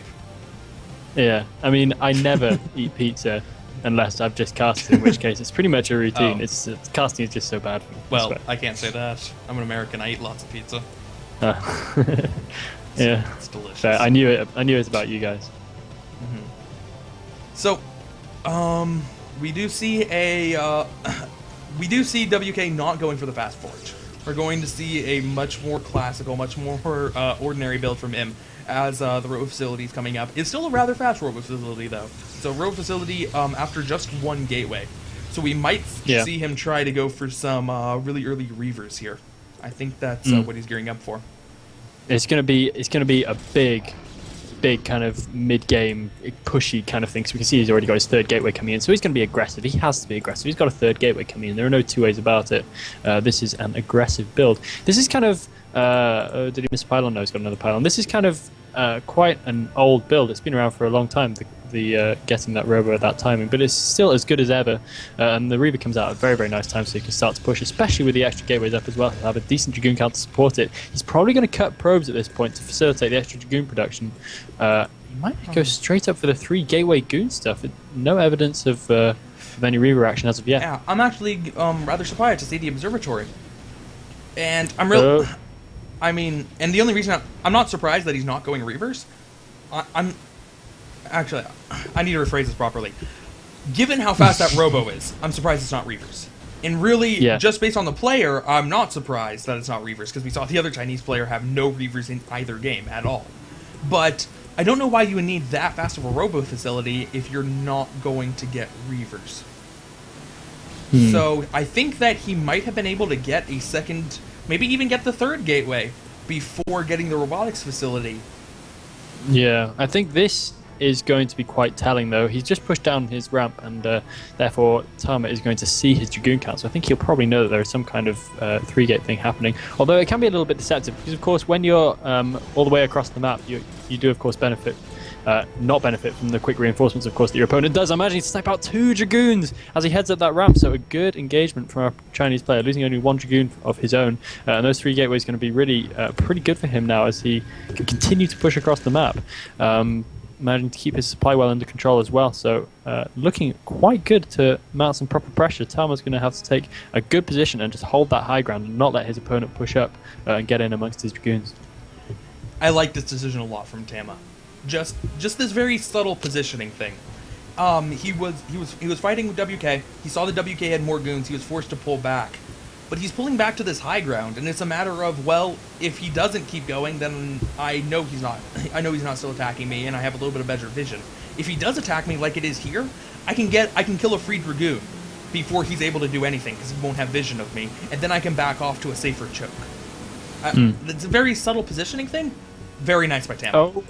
Oh, and it looks like our Chinese player is actually going to be able to take the high ground here. Tama's losing a lot of positioning for his Dragoons there. He's going to have to pull back all the way into his natural, and he might lose 1 or 2 more Dragoons on his way in even. He does lose 1. That probe might go down 2. And another Dragoon getting stuck on the pylon. This could be very, very bad for our Russian Protoss player. He's in a huge amount of trouble. He just has to try and hold on using probes, but his probes are not coming off the line. This is a very, very slow reaction from him. I think he feels like he can probably still take this with Dragoons. I don't think he can. He is losing probes. He's losing all of his units as well, and he's going to be forced to sacrifice his natural any second now. He needs to delay until that Reaver comes out. It's halfway done. It has a shuttle for escort. Everything will be fine if he can just get it out. But he can't afford to lose too many probes here. And this is not looking good for Tama. There was a very nice move by the WK, realizing that Tama had the nice positioning there, and coming in from an angle where that completely negated it. A little bit of a misreaction from Tama to allow that to happen, but still a great move from the WK. And now all the probes have been pulled. He's already lost a couple. Pylon goes down, and the Reaver is finally done. Yeah, I don't know why he didn't go for the Reaver before Shuttle for this build, because that Reaver would have been out, I think, in time for him to get it in there and defend it. He may actually have been able to hold off had that Reaver been in there. We can see that it was still a pretty slim margin which won the battle for WK, so it wasn't necessarily a foregone conclusion, especially not if there was a Reaver in there as well, even without Shuttle. But he does manage to retake his natural, but for how long? We have the pressure coming back in from the Chinese player, WK. He might be able to snipe out the Shuttle, but some beautiful Scarabs going down for... Oh, another lovely Scarab going down for Tama. So he is going to be able to hold this off, and that is just how decisive Reavers are. The Reaver getting sniped off absolutely at the death, but what lovely Scarabs. Boom, right in the middle of all those Dragoons. And we can see what absolute mincemeat Reavers can make of Dragoons, and now it is time for Tama to mount some pressure of his own. That put to rest. Surely after game one, there were people questioning, why would anybody ever build a Reaver? That is why you build a Reaver. Because when they work, oh, they can turn the tides of battle so nicely. Yeah. And there were some amazing Reaver shots, and those were not luck. He was very particularly picking his shots there, realizing the best path that those Scarabs could go to hit maximum number of Dragoons. It's not accident that he hit 4 Goons twice in a row. Very nice, yeah. And now he can be right back on the aggressive. The WK does not have any Reaver tech. He doesn't have any Templar tech, although he does have the Citadel, but just now starting speed. That's not going to matter for when that Reaver first gets there. And he could either go for an attack or go for harass. Both of them seem like really nice options here. Yeah, I don't think the WK has the ability to actually push out right now. He needs to hold in his natural, but he does run the risk of getting a little bit boxed in and beaten quite handily by this Reaver, which is coming in. I do think Tama definitely has the advantage in this particular situation. Will he push out? He's going to try and have to snipe off that Reaver, otherwise he's going to take a serious loss here, and he's going to try and do exactly that, pulling a strike force of Dragoons away. That might just be good enough, and the Reaver looks like it is going to go down. Beautifully controlled defense there from WK, and he manages to push back Tama, who got way too over-enthusiastic there. And WK, that is a really great job. That is a superb defense, and he is able to once again get the aggression off Tama, and is able to get back to his high ground and get back on top of things. And at this point, his Speed Zealot tech being ahead as it is going to be quite nice and decisive for him. He's going to have the great advantage in unit count, because of course Speed Zealots are much cheaper and much quicker to make. So as soon as that tech kicks in, he's going to have a serious capability to push into Tama's natural and start doing some damage. That was so deceptive. It totally looked like Tama was going to be able to win that fight, but the difference was 6 gateways. And all of a sudden, 6 Goons that Tama wasn't anticipating came out to join the fight, and it was an overwhelming victory for the WK. Tama loses his second Reaver, and now he needs to play defensively once again, and he's going to give the WK an opportunity, to expand to the 9 o'clock. Yeah, 3 o'clock, excuse me. And that is, of course, quite decisive in PvP. I mean, usually it's kind of, you don't want to be the guy who takes his third first, but in this case, then WK definitely has the impetus to do so. He definitely has a superior unit count, and the tech is looking good for him as well. I mean, in terms of pure what tech buildings they have up, they're actually quite even, but the Speed Zealots are done. The tech is done, I think, now for WK, whereas it's only halfway done for Tama, so this gives a little bit of a nice window to WK. Of course, the gateway count well in his favour as well, with 2 extra gateways for some time on that which Tama has been producing out of. 3 extra gateways coming in now, so it looks like he's going to commit quite heavily to playing off 2 bases, but he is still going to try and get a third up and running as well, just to try and keep himself in this match. DT almost sneaking in, not quite. You did talk about the Zealot speed, but on the other side, I don't think WK started Storm, where Tama's Storm has finished. So interesting. It's finished, yet he doesn't have any High Templar, so you're gonna have to wait a little while before he makes some High Templar, and then they get enough energy. But still, that might come back to haunt WK, unless he got Storm really early and we both missed it. But I don't think he did. No. No, that's a little bit weird that he hasn't made Storm yet. It's curious. I didn't see Storm happen either, so I genuinely believe that he doesn't have it. He might just go for big... Yeah, he's going for big Archon play. And Archons are super good in PvP, of course. Not to be written off at all, but it is weird that he hasn't just saved a couple of high Templar for Storm because there is, of course, another Reaver in, which is going to be pretty hard to flesh out without using Storm at this stage of the game. Third base already up now for WK, whereas no third base incoming right now for Tama, and WK knows this. He has an observer hovering over. So very soon, Tama's window of opportunity is going to close, and it's going to close hard. So he needs to make something happen quickly, but already we have WK significantly ahead in supply. He has a 10 supply advantage even at this stage, and that's not even with that third base kicking in. Yeah, it is about 10 supply advantage. I do think that the 10 supply, a good amount of that 10 supply is in probes. So in terms of army count, it's rather similar, but it will not be similar for very long, as you said. Tama, I guess he can expand and just accept he's going to be a little bit behind. But if he wants to attack, it needs to happen now. It doesn't appear that he's has any inclination to do that. Yeah, sorry, I'm keeping one eye on the clan war that's going on, the Fox clan war that's still going on. Incredibly exciting stuff. I'm kind of excited on a couple of different fronts right here.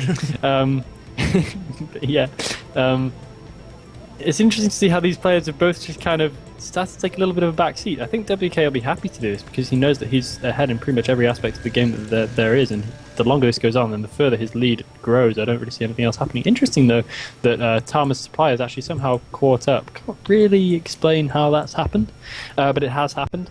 So I think WK should be alright to kind of wait this out, and I think it will be an advantage for him if Tama lets that happen. But having said that, I don't quite know why that supply gap closed when the economy of Tama was behind.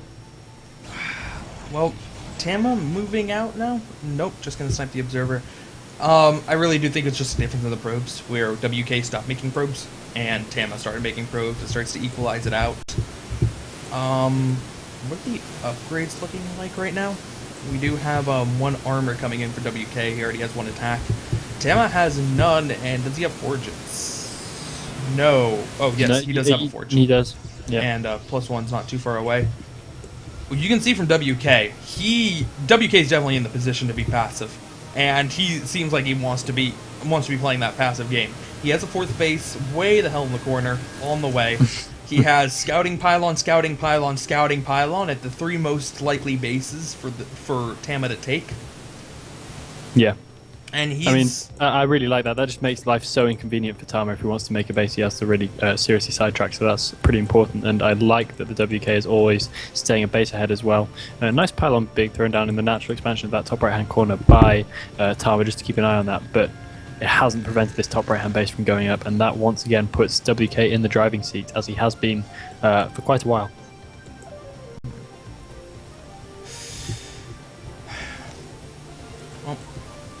Some speed lots coming out from Tama, and I like this decision a lot. Just going to try to use a hit squad here, trying to snipe one of those bases. Either the third base, which is going to be a little bit harder, or the... Oh, actually, no. Both of them have cannons up, with the top right one having 3 cannons. WK sending some zealots to pursue. Good job by WK. It's all too easy for a Protoss player to send your entire army when you see some zealots moving out, just to quote-unquote be safe, yet that's the most risky thing you can do. It's way too easy for your opponent to come back and counterattack. But yeah, I think this is definitely the right choice. He's going to be able to easily clear up those zealots. One cannon still remaining. Will the cannon be taken out? No, he's doing some decent probe drilling, so that cannon's probably going to survive. Even so, it's not too important if he does manage to save his space. Anyway, he can easily afford a few more.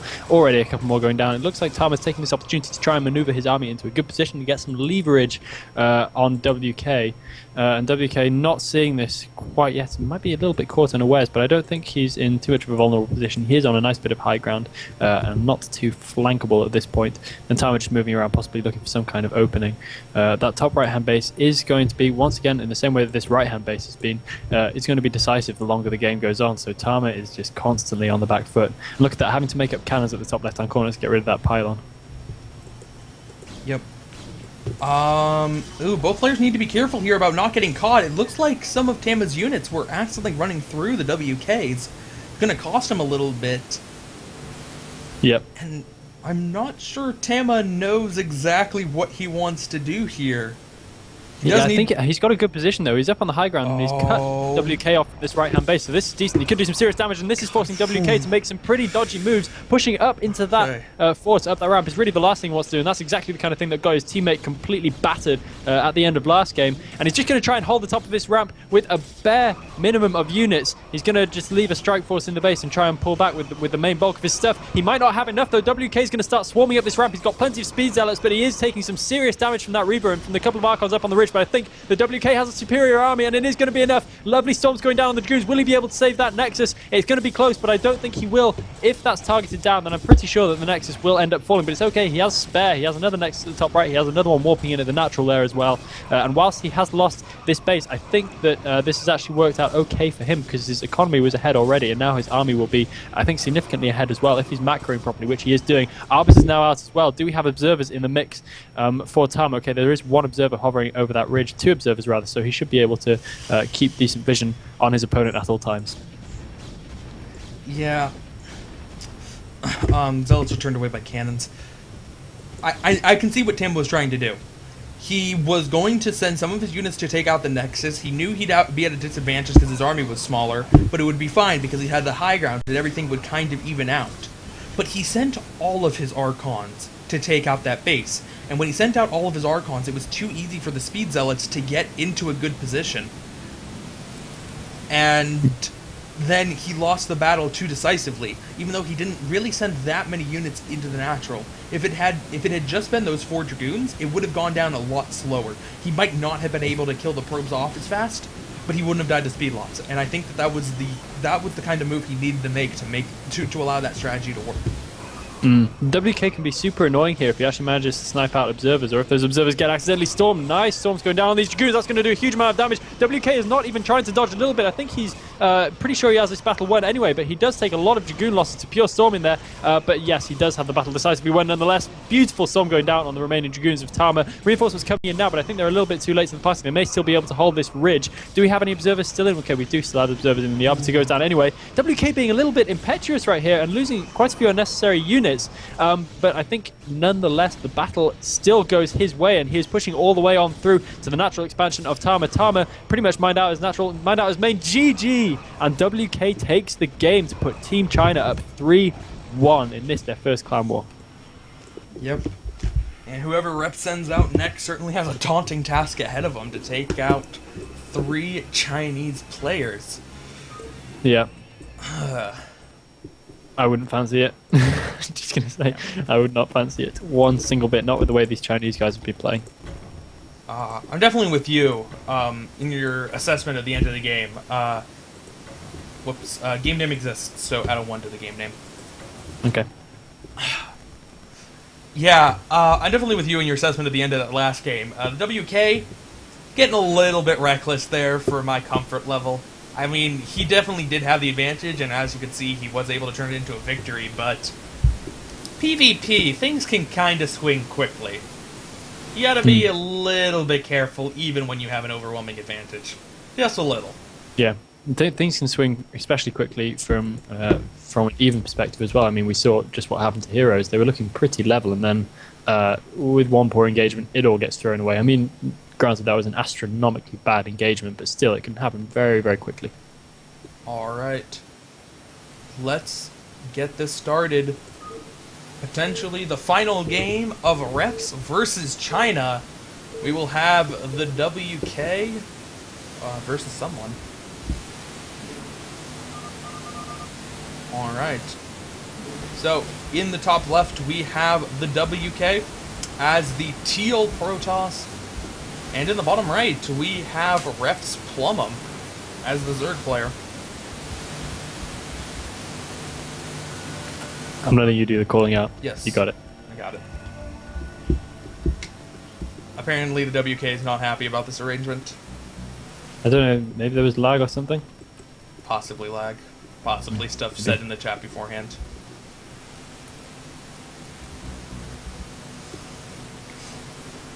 Oh well. Ooh. Oh, never mind. Never mind. Getting a little bit too excited there.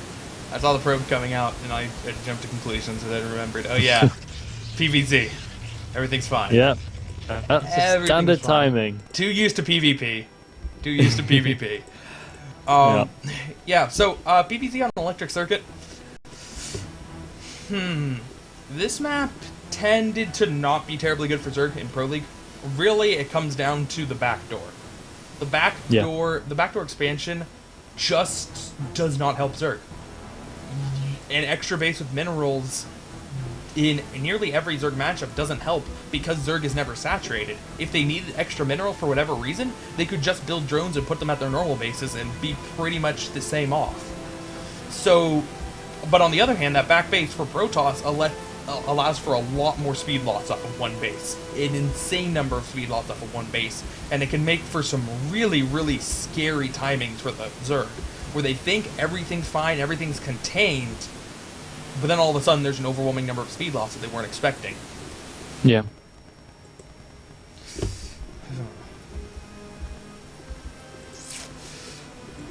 And I mean, it's StarCraft, so I can't be sure. But I don't. It's good that you know that. I don't think that forges against the cliff once again. No, I'm pretty sure it's not. There's no way that can be a possible wall. And weird that he's made 2 cannons instead of 1 because he scouted the no gas. So I would have thought he'd just go for 1. So this is playing a little bit overly safe, which is quite curious. So that does delay his Nexus quite seriously, and this means that his economy will be starting a little bit off on the back foot, which is unfortunate and unnecessary for him. I can't quite explain that decision. It would be much more usual to go Nexus and then make a second cannon if it was still deemed necessary, which he might not even think it was at that point. So a little bit of a bad start for him there, but entirely under his own volition, and making a lot of probes up before he makes his Nexus as well. He's going all the way on up to 17 supply before he makes the Nexus, as opposed to the usual 15 or so. Yeah, making that many probes is a little bit unorthodox. I don't know if I disagree with him going double cannon, though. With that kind of wall, Plubum did get a faster pool. I'm not against it, and oh no. I don't think Plubum knows the map. Those are stacked. Yeah, those are quite serious stacked. I mean, it can still be decent to have a pop at them anyway. I mean, 10 minutes later, if suddenly the Lings start to get back into the back of the base, it's no bad thing, but that's going to take a while. I guess. Yeah, and he's got nothing better to do with them. I mean, there's 2 cannons at the front. He may as well go and kill some temples. You know, if you're bored, go kill a temple. I guess. It's a Zerg condition. Could be slightly unnerving for the Protoss to just hear the sound of Zerglings headbutting metal off in the distance. yeah. Zerglings are pretty badass. Look at them go. They're just like, ooh. No regard for personal safety. Plumum took the mineral only. Plumum's definitely gonna bust. I think certainly Plumum's gonna Hydra bust. I don't know if he knew that the side disruptors were stacked and he was planning on sneaking Hydralisk in that way. But if you're taking if you're taking that mineral only, it means that you don't need gas. And you don't need gas for quite a while. So, I mean, we don't see the Hydralisk den quite yet. But given the build, Plumum has to play this aggressively. It's just not exactly clear how yet. Yeah, I'm not entirely sure how either. It couldn't be really muted at this point because he's got the mineral only, so I wouldn't really see. Although I don't know, it doesn't make a huge amount of difference if you've got your natural Zerg. What am I even saying? The natural extractor running nice and early, but it doesn't look like he has any clear intentions to do that. So it's much more likely to be a Hydralisk style game at this point. And yet the Spire has started. No, that's surely just going to be for Scourge. I cannot see any realistic way for him to make any decent number of Musilisks off 1 gas. I mean, look at what he's got in the bank. He's got 180. It's just got to be for Scourge. I still find it weird he's getting Scourge at all. You only have 1 gas unless you're going to build. Even Hydralisks take some kind of gas. With that little, I don't know.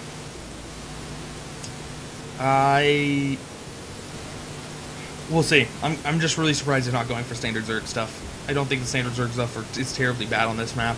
Those back doors do let you get a certain level of minerals, which certainly don't matter in the beginning of the game, but once you Yep. get far later on, then they start to matter. Oh, Yeah. you know what? No. Okay. I think Plum's doing standard 3-hatch layer into 5-hatch Hydra, but off of 1 choke. Yeah. And he is, in fact, going Mutalisks. Just not a whole lot of them. That's so. He won't be going for. That's got to be like some kind of fake out. I mean, I don't know. Yeah, it's not a concerted effort. He hasn't saved lava. He hasn't saved a lot of gas. I mean, it's not going to be a lot of Mutalisks. He has lost an Overlord as well, which is vaguely unfortunate. So that means he is in fact supply blocked at this stage. He has another Overlord coming in now, but a little bit too late. The first Corsair is going to be chased off, so he does see those Mutalisks, and that might just kind of scare our Chinese player a little bit into not quite knowing what's going on. A little bit like you and me, Mr. Hacklebeast. And a couple of Zealots now pushing out as well to try and kind of backstab a little bit while those Mutas are out, but no real danger coming in there, as the natural expansion is pretty well locked down, a good sunken position, and a few lings to make that safe as well. Just looking at what's happening from WK, he is going to have Zealot speeding quite soon, and I don't know how this is really going to be dealt with for Plumber. While he's not going to be in a huge danger, it does pose the fact that he's going to have some difficulty in stopping WK from actually taking another base quite quickly before any real Hydralisk count kicks in. And we do see some Hydralisks are out with upgrades on the way. 1 DT coming out, but just based off of the fact that there's only 1 choke, there's no way that DT is going to be able to do any damage. Yeah. You know what? I'm going to be frank. I'm pretty sure if I asked Plumum, like, hey Plumum, what was up with this game? He would tell me, I wasn't supposed to play today. I was just supposed to be the organizer. I was really drunk. You think that's what it would say? I think that's what he would say. That would not surprise me at all. And you know what? Well, there are players like Mazur who can still destroy all of Gambit's cup while drunk. I don't know if Plumum is one of those players, but... Yeah.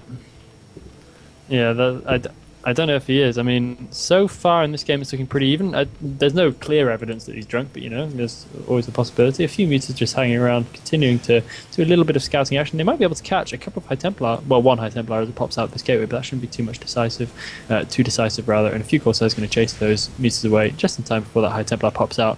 But I still think that WK has decent enough map control to possibly take quite a quick third. It looks like he's not really planning on doing that, though, because he's made up an extra cannon as his natural, which is a little bit strange. He clearly fears some kind of heavy pressure from Plumum, which is actually coming his way right now, with a good number of Hydralisks. But he does he already have Storm? Did he get Storm? No, it's nearly done, so he's in a little bit of a spot of danger right here, but Storm being nearly done, he should be able to defend this quite easily in just a minute or two if he can hold out, which he should be able to do. Yeah, from WK's perspective, I would definitely be fearing something from Plumum here, because Plumum still hasn't taken a 3rd gas. Yeah. And you really don't know what's going on. You don't know that it's not the most aggressive thing in the world, but it's still, at the very least, you're going to have an attack like this. That's still a pretty decent amount, but Storm is done. Storm is pretty good at warding off these kind of pushes, so Plumum's going to have some amazing Storm dodges here. Oh, that was not amazing Storm dodging. A lot of Hydras going down right there, so this attack pretty much instantly dealt with. And that's a little bit unfortunate. I felt Plumbum had actually a fairly okay position right there. Are these Zealots walled in? No. Thank God, I thought they were walled in. I was like, how can that possibly be tight? How can that be Zealot tight on the bottom? But they were not walled in. And now the WK actually getting out and managing to mop up the rest of these Hydras. Plumum not paying any attention to his Hydras at all. Plumum, pull your stuff back. Losing pretty much all the remainder of his army right there. And this is quite a surprising move. I don't know quite what's happened to all the Corsairs. It looks like most of them have actually gone down. So a little bit of an error there from WK. But he still does have the aggression on his side. He has a good number of Zealots still remaining after that pretty toothless attack in the end from Plumbum, because Storm, of course, finished at the ideal time. So the map control is his once again. Yeah, that was... To be honest, that wasn't very good. That wasn't very good control from either player there. WK did clean up with the Zealots, but the wave of Zealots before that one were all taken out just because they were allowed to get aggroed into the Hydralisks, and he didn't bother to pull them back. Plumum obviously not storm dodging at all there. allowing his Hydras to get hit. At the same time, the storms really weren't the best of storms, and it was pretty easy to get very nice storms there because the Hydras were so clumped up, but still only managing to get 4 or 5 when he could have easily gotten 8. We do have lurkers on the way, so Plumham will be able to finish off those side disruptors and attack the back. WK only now getting up the pylon in the Nexus there, so cannons probably won't be in time. Yeah, I see what you mean. It wasn't the best engagement from either of them, but it just so happened to work out slightly more on the Chinese players' advantage. Third base finally coming in from WK. It's weird how late that is, because of course he's had the option for a very long time to do that. I would be a little bit worried if I were him about the fact that lurkers are coming in now and that he could stand to lose. Oh, that's weird. He destroyed his gateway with the Dragoons still making it. That's a little bit of a mistake. He needs to try and push out now if he's going to be able to get out at all. Otherwise, he runs the risk of getting lurker contained. And here it is. He gets it just before most of the lurkers hatch out, and he does have a decent position. He doesn't have enough units, I don't think, to really do this unless he gets some lovely storms down on the Hydra here. He gets a very, very nice carpet of storms, but his force isn't quite enough to do the full damage, and he is pushed back again into his natural, but he does manage to weaken Plumham's situation quite badly before that happens. I think he's quite conscious of the fact that those temples are in severe danger if he allows many lurkers to morph in and just to sit outside his natural like that. Man, I really want Plumham to take out their side disruptors. And this is something I advocate in a lot of games, but if you take out the side disruptors, you scare the WK.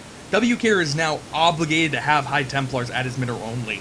And even if you never have an intention of going up that ramp, you are taking away High Templars from the front that you might want to bust. It's nothing bad comes from taking out the side disruptors, only good things.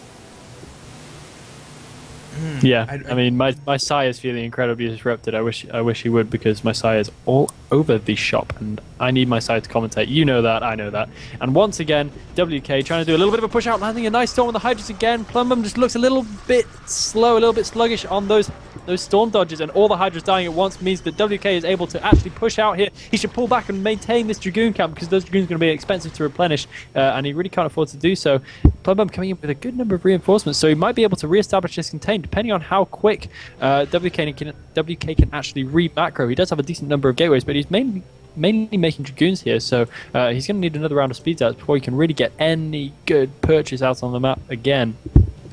But yeah, it's looking decent enough for him. This container's been kept to a relatively low key at least, but however, the Zerg is comfortably able to make up more bases in the bottom left-hand corner, and that is what's going to be decisive in this game. This container is more of a matter of a time thing. It's not an absolute state. He must keep this contain going or he'll lose the game. He just wants that contain to happen until he's got really safe bases down at the bottom left-hand side. Yeah, the DTs might catch the drone transfer. I'm pretty sure the DTs can see that. So, oh, and there's already a DT there anyway. Never mind. Sneaky. He certainly does know about that base at the bottom left. Going to try to take out the DT with drones? Why not? It's totally going to work. That's cool. Yeah, that's legit. Remember, guys, drones are better than DTs, and we have another contain break happening at the front of the natural expansion for WK. Some nice storms going down. Looks like he might storm his own observer. No, he manages to move the observer back. The Muta's coming in to try and do the observer snipe, not quite managing it. And it looks like this is going to be a good break for WK. He definitely has the numbers this time. Some speedling reinforcements coming in, but that's not going to be enough to hold this. And I think it's going to be time for Plumham to pull back to a better position and just try and hold a little bit deeper on the map. The contain has pretty much done its job though, and it hasn't been too disastrous for him to lose that, because his bottom left-hand bases are already up and ready to go, and they are starting to get properly droned up and starting to mine as well. But the WK is now finally out on the map, so he can start getting his fourth established and can once again gain some real economic clout in this match. Yeah, Hive Tech is done, but we don't see any Hive units coming in. These 4 colonies are now all going to be hatching and defend against the little attack that the WK sent out. The WK has a much larger force coming down, heading towards Plumham's natural.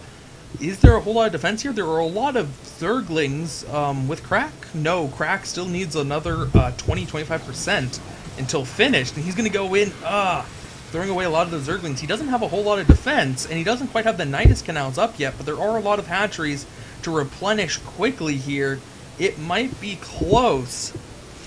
Yeah, it's going to be very, very close. I mean, WK's gateway count and his macro has been absolutely impeccable. We can see that he's kept his minerals low at all times, and that's what's enabling him to do such serious damage here. And when Plumber probably wouldn't want to, he is having to make more lair tech units. And oh, not quite managing to snipe out the secondary observers, and he's under such serious pressure in his natural here. Can he replenish quick enough to actually hold this off? I think WK might have this with an absolutely superb burst. Very, very good time for him, although that might be a slight air of luck on his side. But nonetheless, he is probably going to be able to get all the way in here. Will he be able to use any more Storm? Does he have any more Storm? He does, and he might be able to clean up the last of the Zerg forces with that. Nice Storm getting laid down, taking out a lot of those Zerglings and Mutas. And I think this is going to be it for Plumbum, unless he can pull something magical out of the bag here. He does not have the necessary tech in order to hold this off. He doesn't have the Phyllis, he doesn't have Consume Finish yet. He's just having to stream in pretty much pure Lings to try and deal with this, but he's losing all his tech, he's losing his natural, he's losing his hatcheries, and he is in worse than a terrible position right now. This is looking like it's going to be over, and the WK is going to take this game. GG from Plumbum.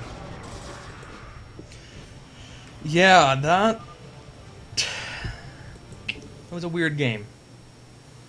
But China certainly showing off that they are a force to be feared.